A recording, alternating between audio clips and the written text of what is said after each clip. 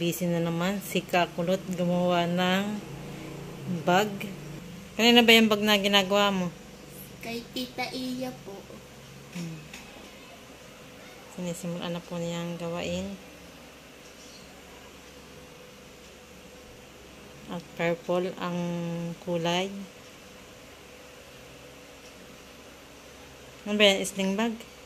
Opo. Tingin din. Ba't palapad? Paano ba yan? Ito. Palapad na ganyan.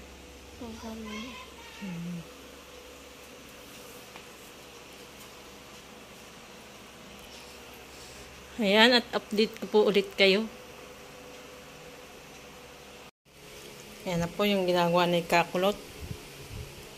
Malapit na akong matapos. Yung bag ni Tita Iya. Pa po yung kalahati bag ni Tita Iya. Ayan, at pagtataklobin na po ni Kakulot. Tatahiin na po niya.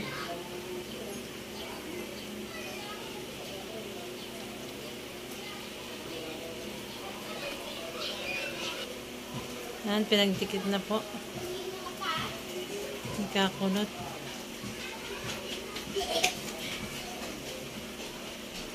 Kukrochet na po niya yung mga gilid-gilid. Para mag-top. Yan po, tinumpisa na po ni Kakulot yung paggawa po. Paglalagay po pala ng raffle do sa bag. Sa sling bag. Ayan. Yung pinakandugtong niya. Yung pong pinakandugtong niya ay ginawan po niya ng raffle. Tingnan na. Kita mo na.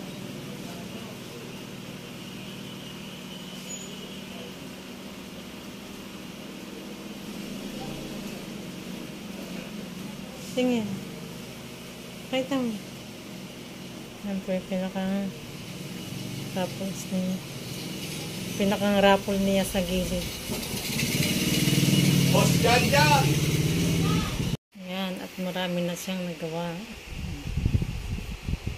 Malayo na ang narating ng kanyang raffle. 4 ng mata. Ni Kakulot. Ayan po, at panay na naman crochet si Kakulot. Malapit na nga po palang matapos yung raffle niya sa gilid-gilid niya po. Yung nilalagay po niya. Kakulot. Ayan. Tingin na lang. Pakita mo yan. Ang ganda na yung bag ni Tita Iya. Ayan. Malapit na po matapos. Pero lalagyan mo po ng sling.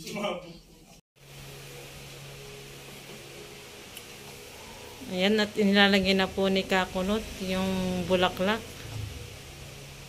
Tinatahi na po niya doon sa bag. At pinakang design. At natapos na din po niya yung raffles dito sa may gilid ng bag. Saka yung sling niya, tapos na rin pong ikabit.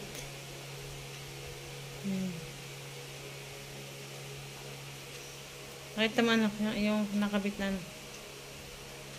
bulaklak niya po. Pinatahi po niya yung pagkakabit. Tingnan naman dito.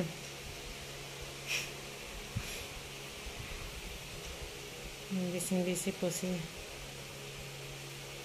Kakulot.